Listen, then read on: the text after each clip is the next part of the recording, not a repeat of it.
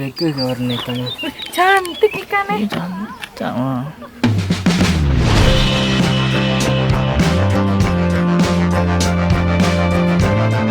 Danau ini juga memiliki suasana yang sangat sunyi, sehingga Danau Talang ini dikenal juga dengan Telaga Sunyi.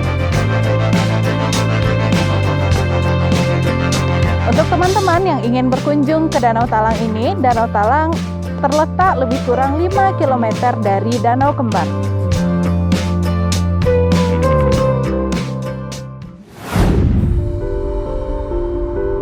Tapi, di balik semua keindahan yang ada di Danau Talang ini, ternyata ada beberapa kejadian yang membuat masyarakat agak takut berkunjung ke Danau Talang.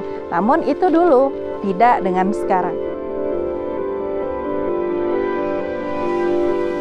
Mesti tipu siku merasa air. Kan sekali adik sama tadi merasa air hujan. Ini tidak ada dulu. Oke, ini alhamdulillah. Dia tak salah dah ada buk saja. Batu cak ada ulang kadang penungguan bawah tu saja.